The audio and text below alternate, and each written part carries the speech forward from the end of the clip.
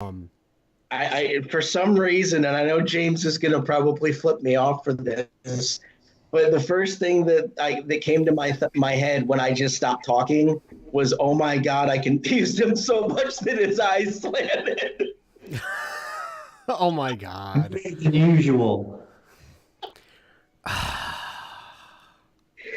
See, and he's really the only one I can make that joke with, and he won't hate me for it, or at least I don't think he will. Hey, that's okay. I'll speak with my buddy Lucifer, and we'll have a room reserved for you when you get down there. Next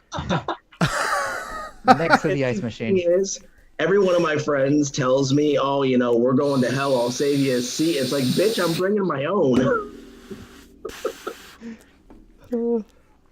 Oh wow.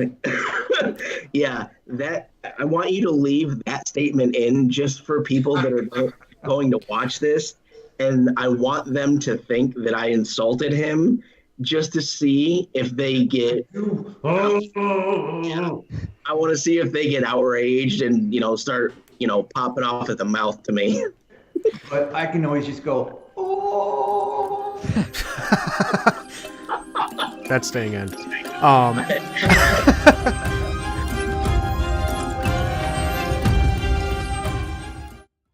Just to give you a perspective, in 2008, when Obama was running, I had every intention of voting for him because my train of thought was, wow, it's going to be cool, to have the first black president. That was my train of thought. I didn't end up getting to vote because literally on election day, my grandmother passed away, so I didn't get to vote. I had more pressing matters ahead of me. Um, as I followed Obama's first term, there was a lot of things that he was doing that I didn't agree with. So I decided not to vote for him for his second term.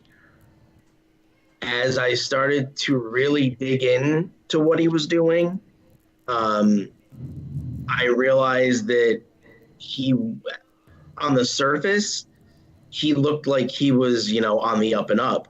But the things that he was doing that the media wasn't talking about were very, very dangerous. And so I'm like, you know what? There's a lot of, misinformation with the Democratic Party. It's like, I'm going to see what's on the other side.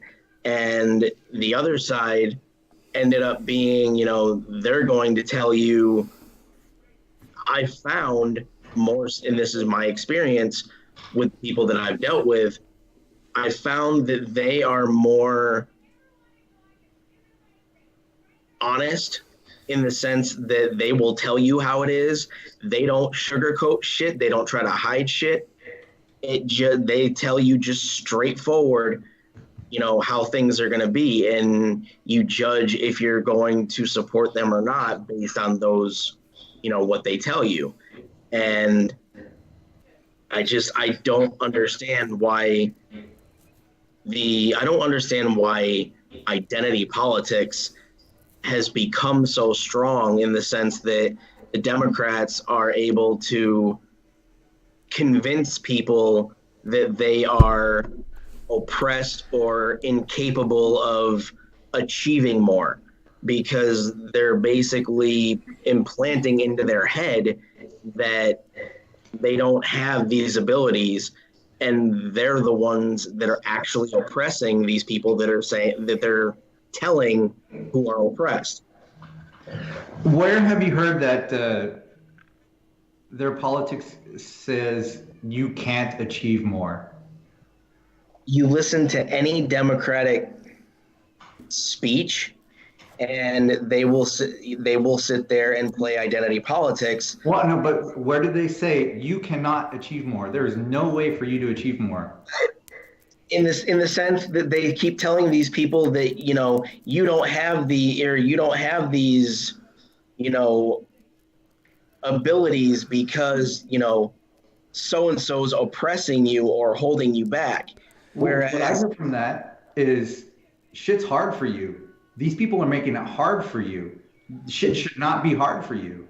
The thing is, they're they're teaching their voter base to blame other people.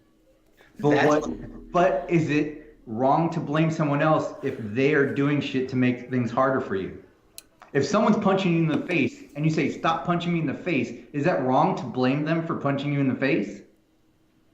No, it's not. But what I'm saying is these people are told that other people are oppressing them, and they take that at face value and run with it and automatically think that they're constantly oppressed without actually reading into it and realizing that if I just took an opportunity that I saw, then I would actually be able to counteract what they call oppression. And I agree, there's on both sides, there's people that like, pull the wool over your eyes and trick you into thinking some way without rational thought.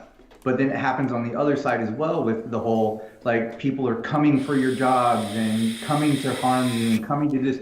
It goes both ways. That's why you got to have the middle. I'm not saying that either side is, free of, wrongdoing. The way that they approach things is very tribal, but I feel like with at least the Democrat side, it's more indoctrination and getting you to believe a certain thing, whereas these people that are telling you this, they know that you won't look further into it, so they know that you'll believe it. And I think that's both sides. I think not enough people gather all the information and think critically for themselves and make a decision based on what they think is right. I think both sides try to make you think the other side's an enemy. That's just strategy. Yeah, that's pretty much exactly why I don't side with either side. That's why instead of being either Democrat or Republican, I'm libertarian. I look at both sides and take basically the good things in both, and I don't if the pros and cons aren't properly aligned, there's really like no good action for me to take. but when it comes to libertarian, there's this thing that I became aware of probably about a week ago. It's this test that you can take online that apparently tells you whether you are, on the right or on the left, or, a libertarian. I thought right, left, and libertarian were three different things, but I didn't realize until I took this test that there are right and left libertarian. Yeah. Um, I found out that I am more center right with a lot of what I believe should happen. Yeah. But when somebody says, "Oh, they're," and not you specifically, but in general, what I found with other people I've spoken to, if they say libertarian and somebody, questions them as to whether they are right or left libertarian, they get pissed because they think that there's right, left, and libertarian. They don't realize that they share values with one side or the other, whether they want to or not. Exactly, and that's why I say that, I bring that up, because both sides, there are characteristics in both that are positive, but there are also the same when it comes to negative traits. Like James was saying, they both try to make one side the enemy. That's just the nature of it. Politics in general sucks. Yes. And that's why with this conversation, I kind of wanted to break it down into how it affects people from a social aspect. And that's why I thought that it was a good topic to talk about, looking at it from a social perspective, just to see that there are similarities and show people that they, even if they disagree on something, they will also agree on other things. Yeah. Um, no, I get why you did it. And I'm glad we're doing it here because personally, like I don't like if if anybody else winds up going to either of our Discord or rather okay sorry my Discord because I don't know how you feel. I can't really speak for you. um I try to keep politics out of it, but that's just because um of the environment I'm trying to facilitate. I It tends to set people off. But And along here, because we're having a, I guess, an exchange of ideas. an exchange of ideas. Um, it's fine. Um, One thing I want to get your perspective on, because I'm able to actually hear you and hear the inflection in your voice. As far as your Discord server goes, and I know that you're going to know what incident I'm speaking about. Um, in regard to a specific member of your Discord that was speaking recently about politics, and other members tended to try and get that individual to not talk politics. Um, you know what I'm referring to? oh yeah, I know who you're talking about. A mutual friend of ours. Yeah. Yeah. It's like, and that mutual friend said, I didn't realize what I was doing. It's like you need to be educated about the things that you want to speak of or that you want to speak about, because you also have to be aware of, I think you have to anticipate the responses that you're going to get. And I think that's extremely important because you kind of have to read the room to see how people are interacting and see if you bring up, subject A, you're going to get, a response that may not be as in line with what you were trying to accomplish. It may end up being very scratchy. Yeah. And and kind of like what I was saying, like, um, I'm all for having different perspectives and stuff like that. But as far as like Discord goes, I want to kind of keep the politics to a minimum because it's my Discord. It's not about that. It's about creative minds coming together, having fun, gaming, and all that stuff. I don't want a difference of opinion to be the thing that like tears people away from each other, because we can have a decent conversation about anything. We can relate. Yeah. And you got to also think about the second and third order effects too. It may affect them directly, but it also affects the community as a whole, when those people are fighting. And if they leave, like that leaves a schism within our group, and that's not what I want. And I think amongst the four of us, like us four right here, I think we can have that exchange of ideas. But like when that individual started speaking about politics within within the confines of the Discord server, there were so many possibilities of a response because of so many people in that room. It literally would have been a mob mentality free for all, regardless of what side they took. Exactly. And like I said, that's what I try to avoid, because like it's a difference between having a conversation between three other individuals than 40 other individuals in the same place. Yeah. You don't know what you're gonna get, and you might get shut down, you might get supported, you don't know. Right. But to kind of save it, I would just kind of keep it more leisurely discussion rather than serious political. And that doesn't mean you can't like talk about like personal issues. I don't really care, but political tend to push push on people's hot buttons, and I don't want to deal with it there because I'm trying to I'm like, me personally, it's a passion project, and for me, it's a way to kind of break away from reality for a bit and allow me to, channel that passion into something that I love and get people connected. Yeah. So last thing I want is to tear people apart because of difference of opinion. Yeah. But yeah, I think we should, let other people speak. Yeah. Sorry about that, guy. I get really passionate sometimes. Go ahead. What was the subject? Yes. What? So what was your subject? What were you talking about? Yes. Oh Lord, here we go again. Oh. I mean, basically, I just got people in politics don't like each other.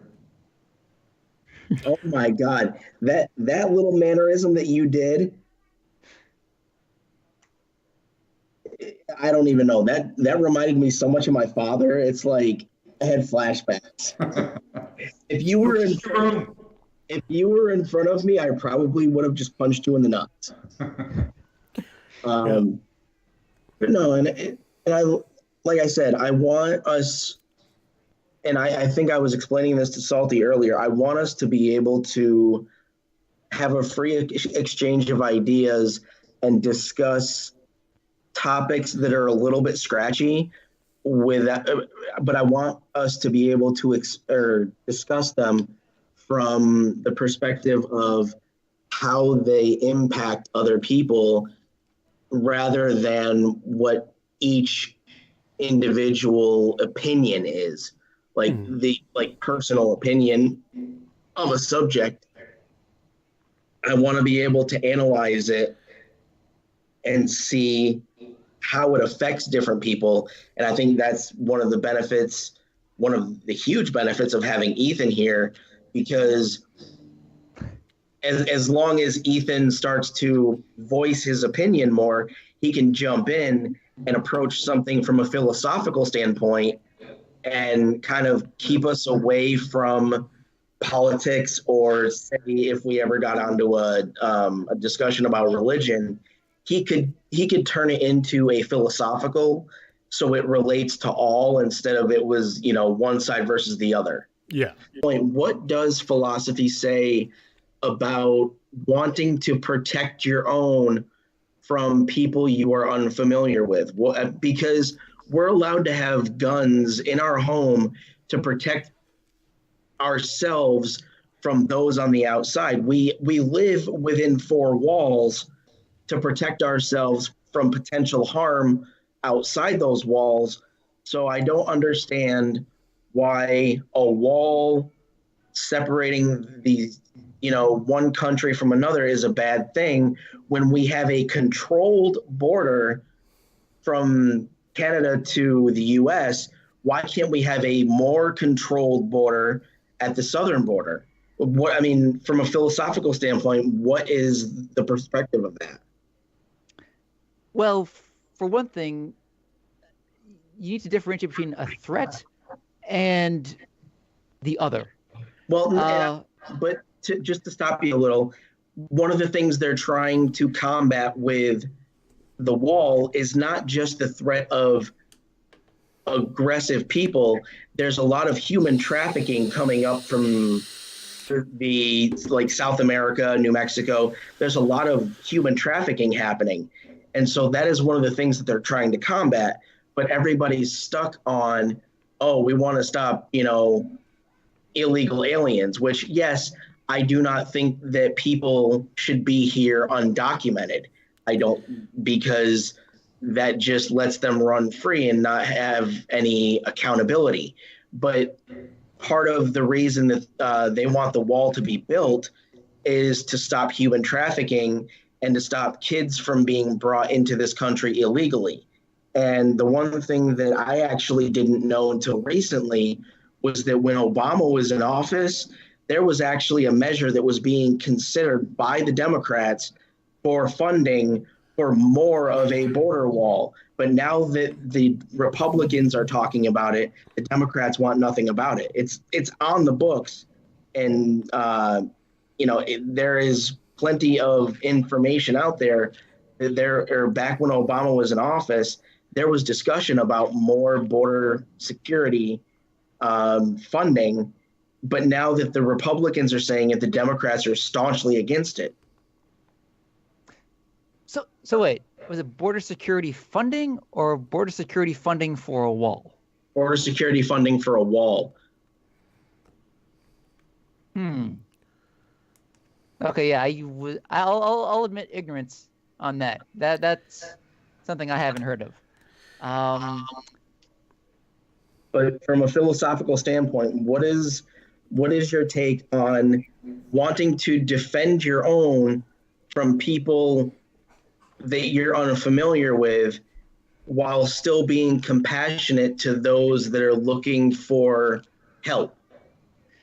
Well, there are a couple different problems with the wall. I know the initial argument for it was to stop drug trafficking, Yes. which is a very low percentage of. Right, because that actually comes in through ports of entry as well. Yeah, and honestly, also a lot of so-called illegal aliens fly over Right. the border, One of and they just overstay their visas. Before I forget, one of the things that I actually wanted to pose to you, and it's something I've talked to other friends about. Would they? I don't know how logical of a step this would be, if they decided to reopen Ellis Island as a port of entry again, instead of using it as a museum. Would people be more agreeable to having a wall at the southern border, as long as a main port of entry was designated? Okay, well, actually, now here's another problem with the wall. It is going to cost billions and billions of dollars, and generations of Americans will be stuck with the bill for quite some time. We're stuck with billions in debt already, trillions in debt already. I mean, what's another billion? Well, it's not just a billion. It's going to be. No, but I'm saying, in 'Cause generally upkeep speaking. and everything. Right. But also, for one thing, it won't necessarily stop the problem. I mean, again, there are ladders, there are tunnels. People will find a way to get through no matter what. Yeah. Philosophically, what should be done is a cross-national endeavor to change the system. Actually, my own personal thoughts is that there should be almost like a North American alliance between Canada, the United States, and Mexico, which is to say almost the equivalent of the European Union. If we each had equal influence over the other, I think Mexico would shape up pretty quickly.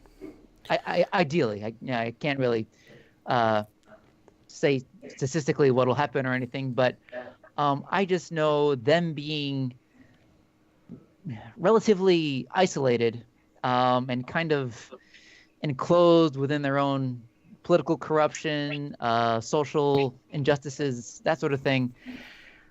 They don't seem to have the means to help themselves yet. So I think the United States should play a larger part in diplomatic endeavors to change the political system in Mexico, to let them know that people can rise up without fear of death or incarceration or let them know that there are other alternatives to paying off drug lords to get the ins for political candidacy and that sort of thing. There's an argument for more intervention in foreign affairs, but there's also the argument of the U.S. needs to stay out of foreign affairs. So, I mean, I'm more of unless foreign affairs directly impact us, I think we should stay out of foreign affairs. And I think we found that out when we went into Iraq in the early 2000s, because our actions in Iraq, taking down Saddam Hussein, directly resulted in the uprising of ISIS. So I think that we need to stop being interventionalists and focus more on domestic things. And that's why I think that we need to, start strengthening things domestically. Yeah. As far as long as it's not a war, yeah, I think we need to stay out of it unless our help is wanted. But we also have to accept the fact that we are in a global economy now, and every nation taking part is affected by every other nation taking part currently. So if it's a more of a diplomatic means, then that certainly is a whole lot more affordable as far as national debt or anything like that. So I'd say that would be okay. But yeah, you're right when it comes to like any war effort. I think we should along that argument of, and Salty, I know you want to jump in, but I just got to get this out before I forget it because I'm old. Shut up, James. I know you're not. I know you're going to correct me on that.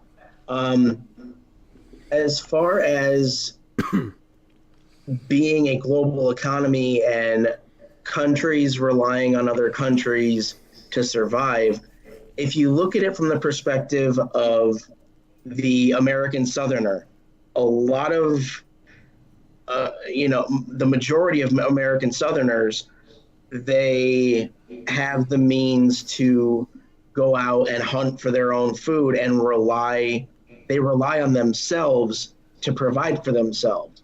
So I think that if we were to take ourselves out of the global economy, it would force people to, I think, look internally and start relying more on themselves and, exploring what they're capable of doing instead of relying on other people. Because it's like my mom always told me when I was growing up, I couldn't always rely on her because she's not always going to be around. If you remove the U.S. from the global economy, what would you be Skyping on right now? No, and I get what you mean, but I think that we are so embedded in the global economy that I think that, a drastic withdrawal from it, yes, it would crash so many things. But I think it gradually needs to happen, though, because it's like, if I was to relate it to something that I can actually relate to, I don't like the fact that I have to rely on Social Security disability. I hate that. I mean, it's a little bit of a challenge for me to find a job, but overall, I don't like the fact that I have to rely on help. I was raised to be very self-sufficient, but there are certain things where I have to rely on other people, and it kills me. But I'm actively working toward a time where I can be entirely self-sufficient, where I don't have to worry and rely on anybody else. I know I'm capable of doing it. It's a gradual progression, but I know it's possible. So, like I said, I understand that the U.S. is so deeply entrenched in a global economy that a sudden withdrawal would crash so many things. But I think it's necessary to teach people that they need to rely on themselves first before they rely on their neighbor. It's been this way since there were just villages though. So one village had this product and this other village had that product, and they traded with each other so that they could acquire these things they didn't have. It's just a bigger stage now. And I mean, you want to be isolationist, but super rare earth minerals we don't have in this country. We have to get that from other countries. I don't know. I don't necessarily know if I would want to go full isolationist, but I want to see a world that is more self-sufficient instead of Okay, globally reliant. I would say instead of splintering the world into us, and a lot of small, tiny things, I would say, why not make it one giant thing and say we're all one people?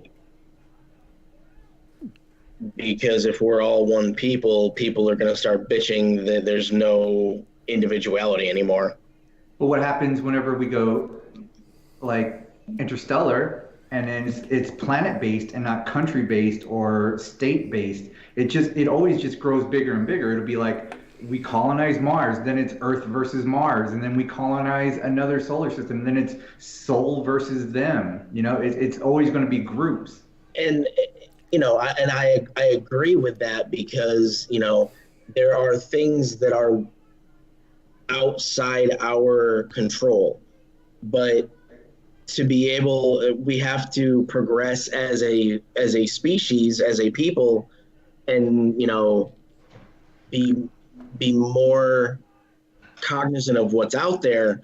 But I think we have to have the wherewithal to know that it doesn't have to constantly be us versus them, or us versus each other kind of thing.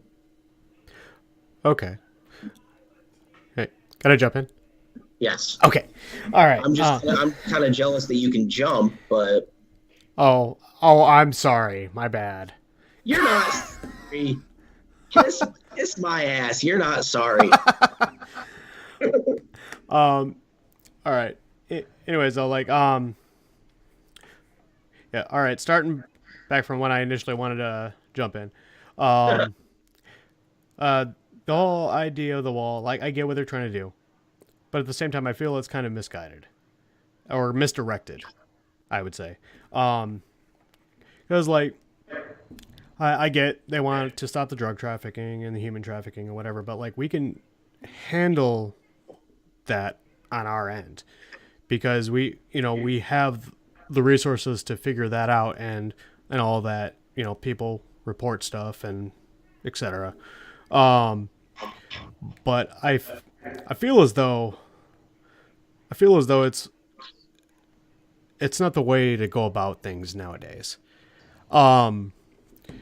Basically, you're saying idea versus implementation. Yeah. I get what they're trying to do, but at the same time, there's a better way of doing it without screwing them over if they want a better life, and also pissing off the nation. There's always a better solution. And I don't think, especially as far as political parties and, all the politicians in DC and all that, I don't think they actually see that there are other options. I think they know that there are other options, but I think that they are looking at what options are going to be monetarily lucrative for them. And see, that's the problem. It's I get it. We want to enforce the economy, but at the same time, we're getting away from, our values as a nation, because we as a nation, I don't know if you remember Schoolhouse Rock, the melting pot. Yep. To me that's still a thing. So whenever I hit the wall, I get kind of heated. I get a little frustrated because I'm like, okay, so we're no longer the melting pot. We're we're just gonna keep the people that are here. So we're not welcoming any more people in. But I think it's a matter of we still want to be the melting pot, but we just want to have a little bit more control over knowing who comes in, not control who comes in, but control over knowing who comes in. Okay, and I get that, but like I said, there are better ways of doing it than spending $1 billion on a wall that they're just going to get over anyways. There, we could. There's a lot of other solutions that we could do to make sure that the proper processing is done and all that, and we could make it a adequate, maybe even more expeditious process. And it's kind of sad the way things kind of panned out, because like we were the nation that people wanted to come to in order to make a better life, and it seems like we're getting away from that, and that's a problem. Like, to me, that's part of our core values as the United States of America. And it's just frustrating to me. But I'm not gonna get too far into the weeds with that. The next point, can you remind me of what that was? Because I had something and it's gone. I don't know. I don't know. Removing ourselves from global economy to teach other countries to be self-reliant. Thank you. That one. Okay, yeah. Okay. My attention span and my train of thought is as short as me. So, there you go. Fair enough. You are the motor mouth midget. So, Yeah. but yeah, no, I kind of see where you're coming from on that, as well. But I don't think we should be completely removed from it. We should be there to assist people if they need it, but until that assistance is called upon, I don't feel it's absolutely necessary to intervene until it gets to that point. Or like in the example of World War II, with the expansion of the basically Nazis, National Workers Party, trying to basically circumvent, somebody or a group of people that have essentially, by a moral standpoint, a evil persona or I guess values, because we need to kind of maintain a level of a chivalry as our nation, and I feel we're kind of getting away from that, and that's not ideal at all. So Yeah, I agree. It's a slippery slope because, like I said earlier, it's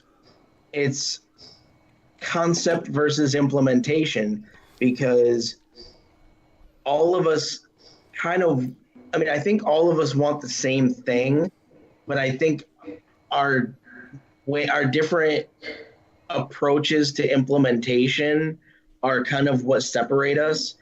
And I think, and I've said this before, I think that our unwillingness to, oh crap, I do. I think our unwillingness to be comfortable talking about it like the four of us are, I think overall, I think that's what separates us, is our unwillingness to see where the other side is and see if we can meet in the middle. Mm-hmm. Well, I think there's problems and solutions, and then you're trying to find solutions to problems you have. But then I also think there are things where you're just wanting to win or don't want to lose. And this has become an issue where it's a win versus lose thing. Mm-hmm. It's not solving problems. Yep. And that's a big issue, because I'm sorry, I'm not trying to talk over you, Mouthy, but we need to get to a point where it's mutually beneficial on both sides, to where it's an even playing field. Everybody has, the rights that I guess could be equated to, just being a human being. So